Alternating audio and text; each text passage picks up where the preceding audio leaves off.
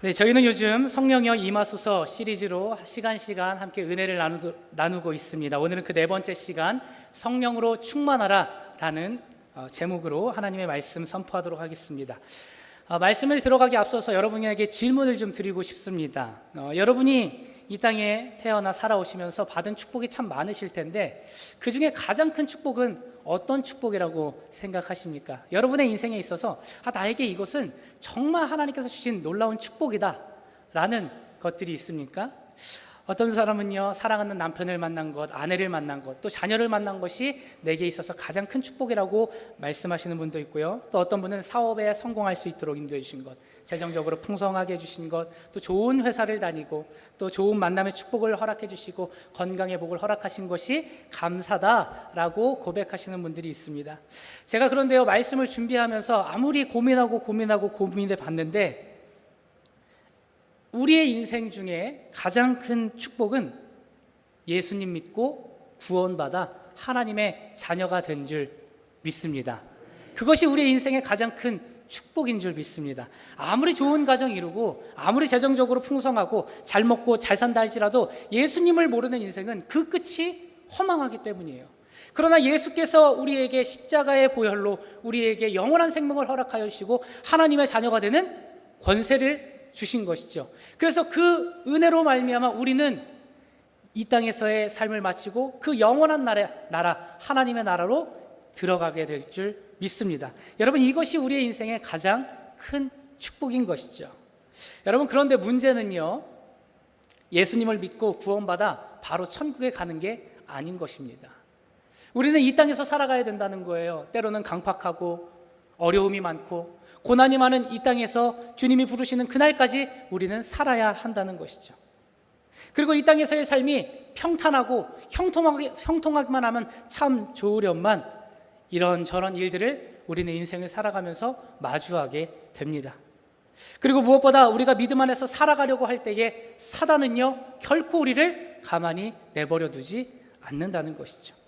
믿는 자를 향한 공격으로 인하여서 때로는 우리는 한없이 무기력하고 고난 가운데에 실패감과 좌절감을 가지고 살아갈 때가 종종 있습니다. 그래서 오늘 말씀에 하나님께서는요, 우리에게 명하신 거예요. 성령으로 충만하라. 오늘 우리에게 말씀하시는 것입니다. 성령으로 충만해야지 이 고난이 많은 땅에서, 어려움 많은 땅에서 이 세상 가운데 승리할 수 있는 삶을 살 수 있기 때문에 성령으로 충만한 삶을 살아라, 오늘 우리에게 말씀하시는 것이죠. 영국에 한 젊은이가 있었습니다. 그는 목회자의 자녀로서 태어났고 그렇게 살아갔습니다.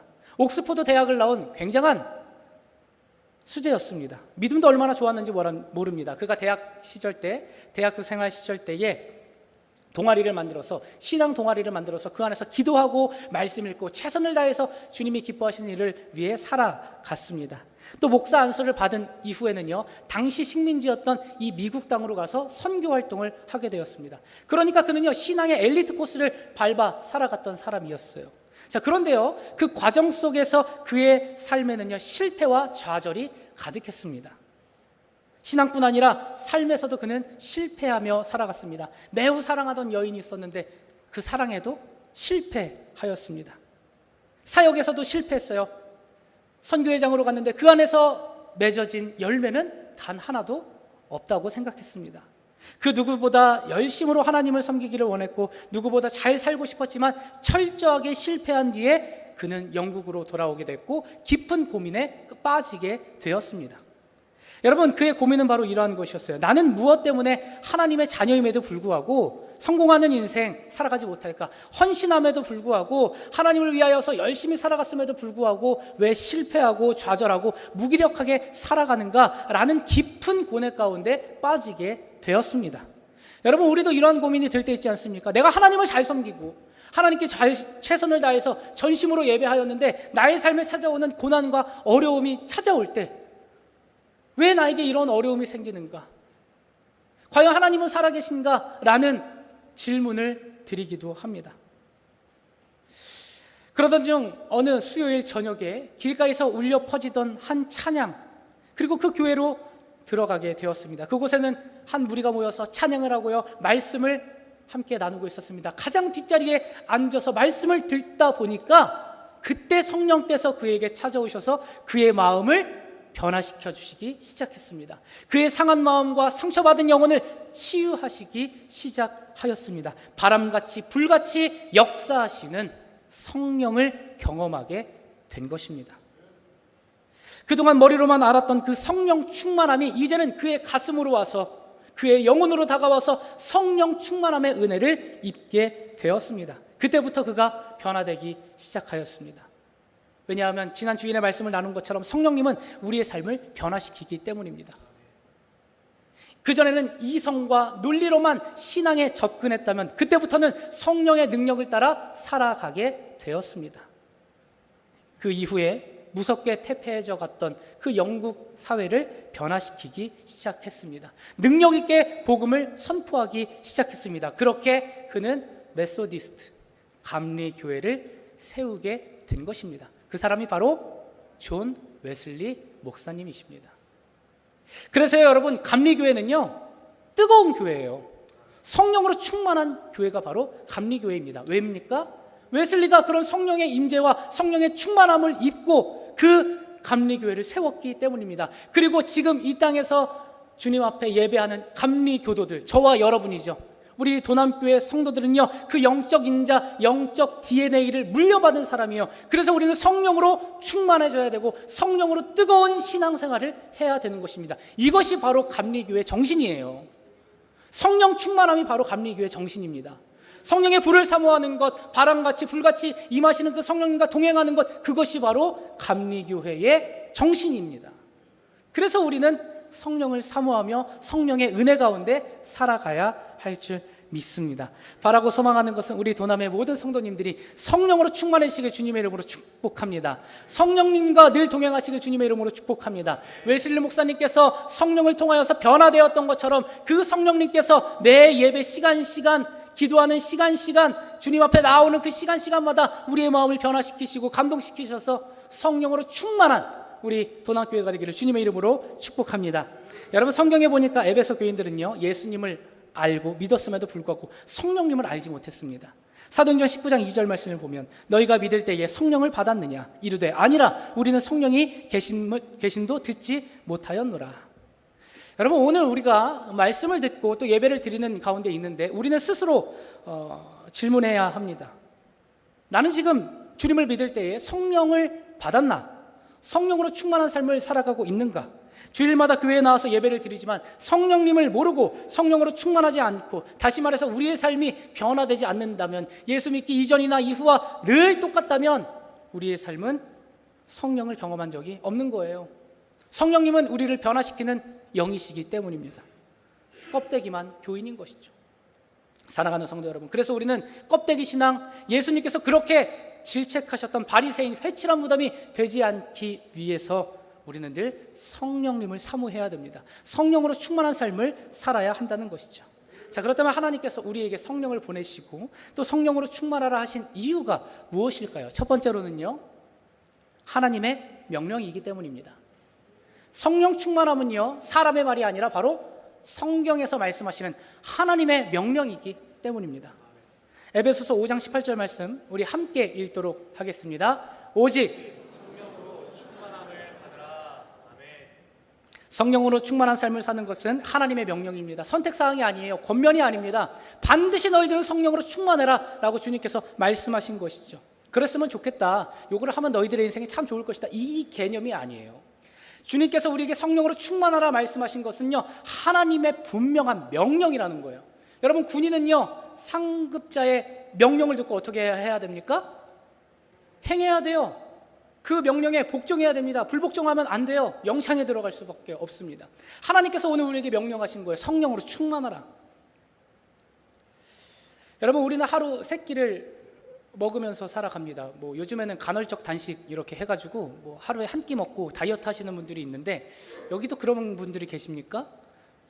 저는 그 간헐떡이래요. 간헐적 단식을 보면서 늘어나는 저의 뱃살을 보면서 나도 이게 필요한데 라고 생각합니다. 그런데 중요한 건 어쨌거나 저쨌거나 하루 3끼를 꼭 먹으며 살아갑니다.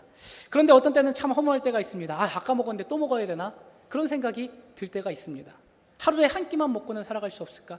좋은 알약이 이렇게 탄생돼가지고 그거 한번 먹으면 한 달 동안 그 힘으로 살아갈 수 있지 않을까, 그런 엉뚱한 상상을 해보기도 합니다. 이런 상상을 하게 된 이유는요, 음식을 차리는 분들의 모습을 보면서 생각을 하게 됩니다. 어머니들의 모습을 보면 음식 만드느라 고생합니다. 그렇죠? 그리고 그 음식을 만든 것을 자녀들에게 먹이고 또 남편에게 먹이고 또 치우느라고 고생합니다. 행주로 또 닦느라고 고생하고요. 그 다음에 설거지하느라고 고생합니다. 자, 설거지 다 하고 나면 또 어떡합니까? 점심에 또 뭐 먹어야 되나 라고 고민하면서 고생하죠. 음식을 사 먹는 데에는 또 돈이 들어갑니다. 그런데 하도 잘 먹어서 그런지 그 맛있게 먹은 그 돈 주고 사 먹은 그것 때문에 살이 디룩디룩 쪄가지고 그것도 빼느라고 또 고생해요. 네. 웃으시는 분들은 아마 저와 같은 처지인 것 같습니다. 여러분, 그러나 지속적으로 먹어야 됩니다. 우리 인생은 지속적으로 먹어야 돼요. 왜요? 음식을 먹어야지 그 에너지로 우리가 살아갈 수 있어요. 먹지 않으면 우리가 움직일 수가 없습니다. 금식해 보신 분들은 아실 겁니다. 3일 이상 금식하면요, 조금 걷는 것도 굉장히 힘들어요. 숨 쉬는 것도 가끔 힘들 때가 있습니다. 먹지 않아서 그래요. 먹어야지 우리는 살아갈 수 있습니다. 여러분, 이와 같이 믿음의 사람들은 살아가기 위해서 날마다 밥을 먹고 살아가는 것처럼 우리는 영의 양식을 먹으며 살아가야 됩니다. 영의 양식이 우리 그리스도인들을 살아가게 하는 원동력이기 때문에, 그 에너지로, 그 능력으로 우리는 살아갈 수 있기 때문에 우리는 영의 양식을 날마다 먹어야 됩니다.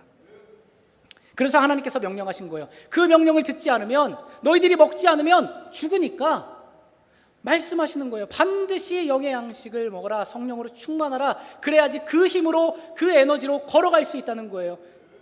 먹지 않으면요, 뛸 힘도 없습니다. 그러나 먹으면 뛸 힘이 생겨요. 영적으로도 먹어야지 신앙적으로 뛸 수 있다는 거예요. 영적으로 걸어갈 수 있다는 것이죠.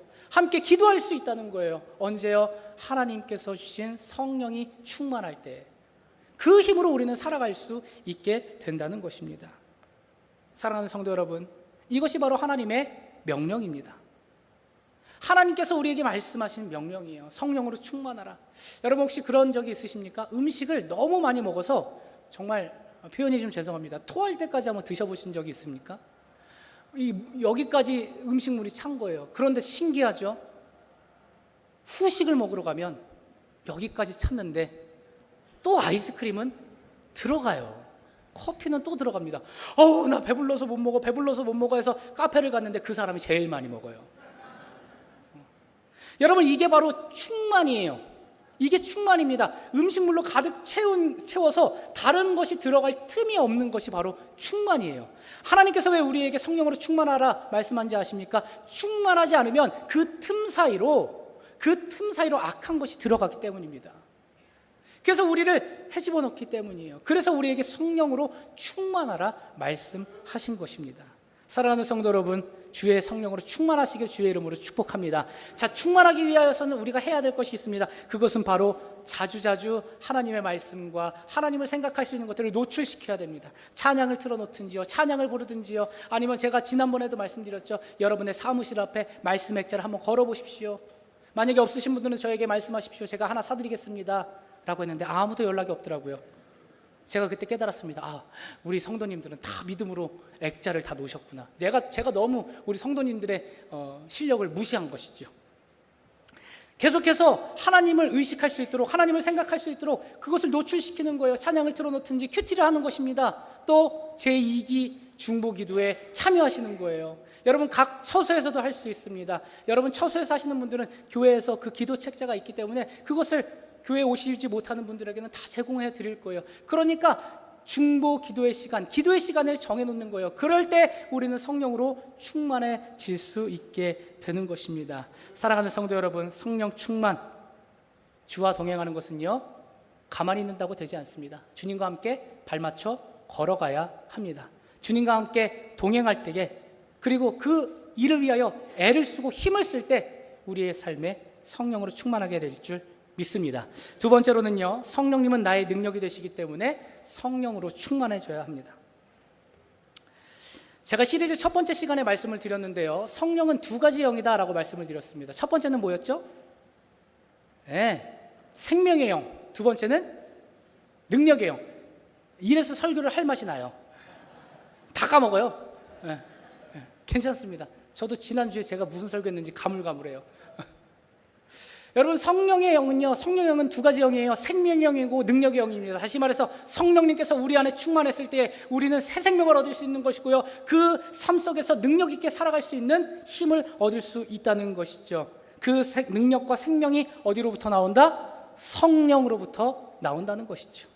그래서 요한복음 15장 5절 말씀에는 이렇게 말씀합니다. 너희가 나를 떠나서는 너희가 아무것도 할 수 없음이라. 아멘. 포도나무 가지 비유 우리가 잘 알고 있죠. 예수님은 뭡니까? 예수님은 포도나무요, 우리는 가지니. 자, 가지가 해야 될 건 뭡니까? 가지가 할 수 있는 거예요, 뭐예요? 나무에 그냥 붙어 있기만 하면 돼요. 나무에 붙어 있으면요, 씨와 철을 따라서 열매가 맺혀진다는 것이죠. 그런데요, 이 가지가 한두 번 싹을 틔우고 꽃을 피우고 열매를 몇 번 맺더니 자기 능력인 줄 알고 나는 이제부터 나무로부터 벗어나야 되겠다라고 떨어지는 순간 어떻게 됩니까? 말라 비틀어져요. 죽어요. 절대로 열매를 맺을 수 없습니다. 그래서 주님께서 우리에게 말씀하시는 거예요. 너희들은 나를 떠나서 아무것도 할 수 없다.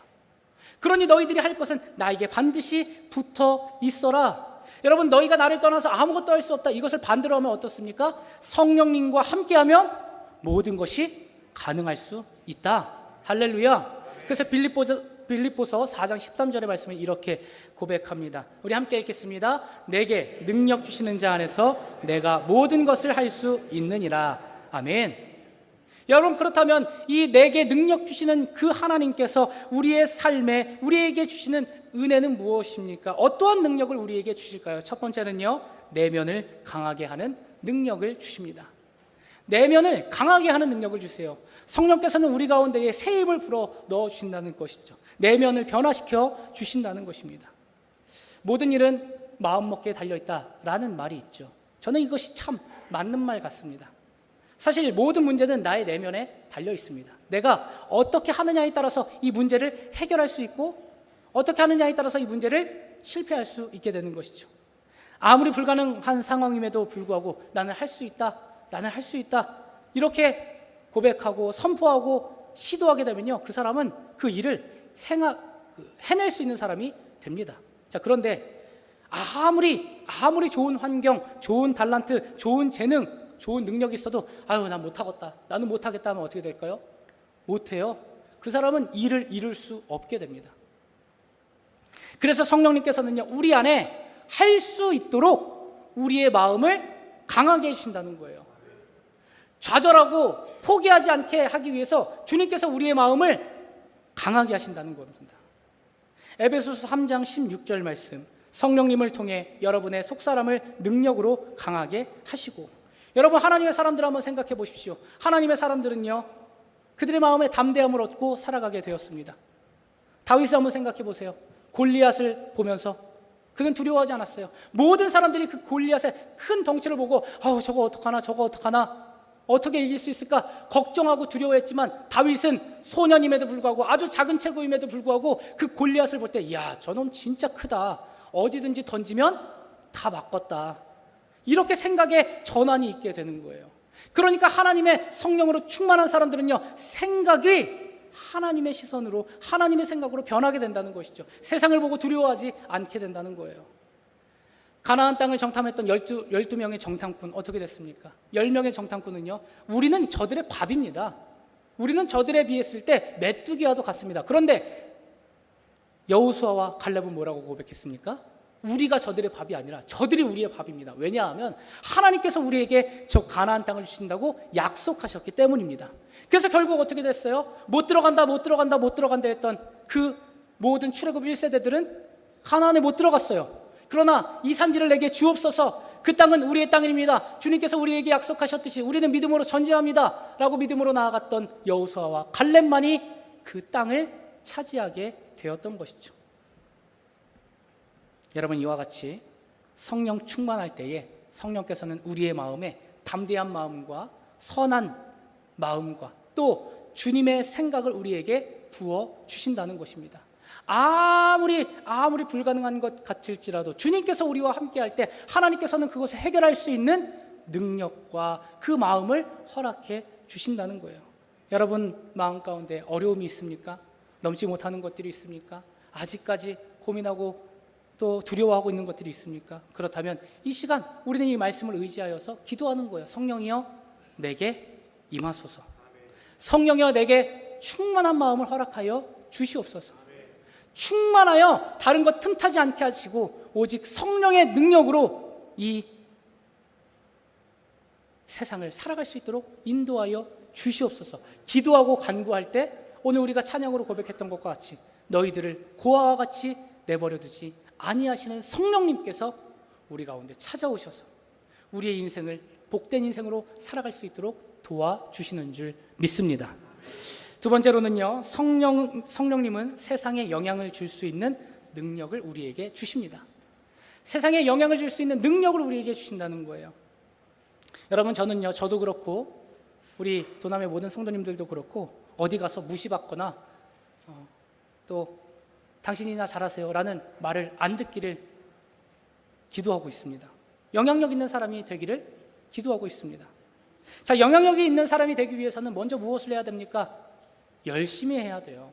주어진 사명, 주어진 일에 최선을 다해 살아가야 한다는 것이죠. 자, 그런데 최선을 다해서 살아간다면 그것으로 과연 가능할까요? 그렇지 않습니다. 예수님의 제자들을 한번 생각해 보세요. 3년 동안 예수님을 최선을 다해서 따라다녔습니다. 그런데 결정적인 순간 어떻게 됐어요? 그들은 십자가를 떠나갔습니다. 예수님을 부인하고 예수님을 저주하고 도망자 신세로 살아가게 되었습니다. 그것이 그들에게 조롱과 비웃음거리로 전락하게 되었던 것이죠. 자, 그런데 예수님의 제자들이 변화가 된 계기가 있습니다. 영향력을 끼치는 그리스도인으로 변화된 계기가 있습니다. 사도행전 1장 8절 말씀, 우리 함께 말씀 읽도록 하겠습니다. 오직 성령이 온 유대와 사마리아와 땅끝까지 이르러 내 증인이 되리라 하시니라. 아멘. 예수님께서 말씀하셨고 그 말씀을 기다리라 말씀하셨던 그 약속을 기다리고 마가의 다락방에 기다렸던 120명의 사람들이 어떻게 됐습니까? 주의 성령을 받게 된 거예요. 바람처럼 불처럼 임한 그 성령의 임재가 각 사람들 머리 위에 임하게 되었다는 것이죠. 이전에 제자들은 겁쟁이였습니다. 십자가를 등에 지고 살아갔던 것이 아니라 십자가를 도망치고 살아갔던 사람들이었습니다. 그러나 열심히 살고 3년 동안 예수님과 동고동락했지만 결정적인 순간 예수님을 떠났습니다. 그러나 성령의 충만함을 받았던 이 제자들이 어떻게 됐습니까?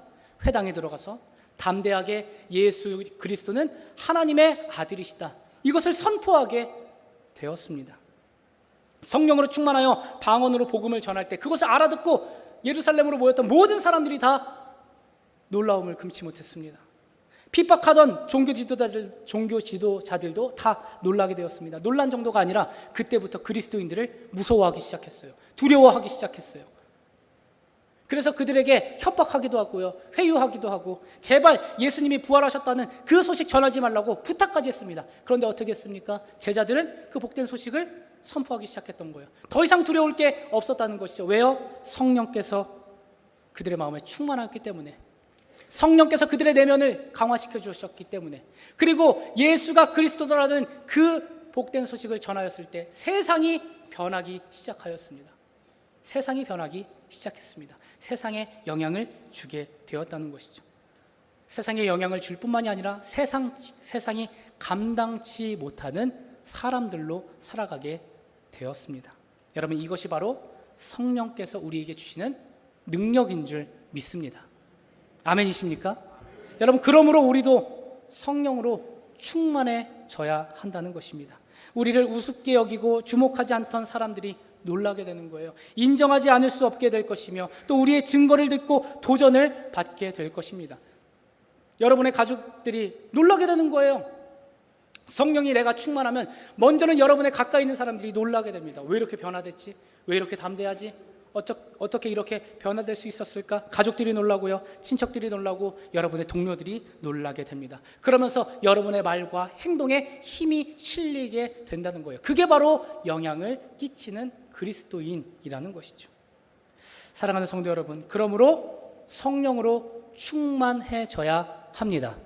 이것이 하나님의 명령이기 때문입니다. 여러분, 우리는 그 명령을 듣고 그 말씀에 순종하여 성령으로 충만한 복된 성도들이 되시길 주님의 이름으로 축복합니다. 말씀을 맺겠습니다. 오늘 성령께서는 우리 가운데 찾아오십니다. 우리를 고아와 같이 내버려 두지 않으시고요, 우리 각 사람 인생에 찾아오셔서 어려움을 극복할 수 있도록, 그 문제를 해결할 수 있도록, 하나님의 은혜 가운데 능력 있는 그리스도인으로서 살아갈 수 있도록 여러분에게 찾아가실 겁니다. 오늘도 말씀으로 여러분에게 찾아오신 거예요. 그렇다면 그 성령의 말씀을, 성령의 임재를 거부하지 마시고 성령님과 함께 동행하며 그 성령님을 받아들이고 성령님과 함께 발맞추어 나가며 성령께서 우리에게 원하시는 아름다운 뜻을 이루어 이 세상과 또 우리 가정과 교회와 이 땅 위에 주님의 선한 아름다운 복음을 전파하는 저와 여러분 되시기를 주님의 이름으로 간절히 축원합니다. 기도하시겠습니다.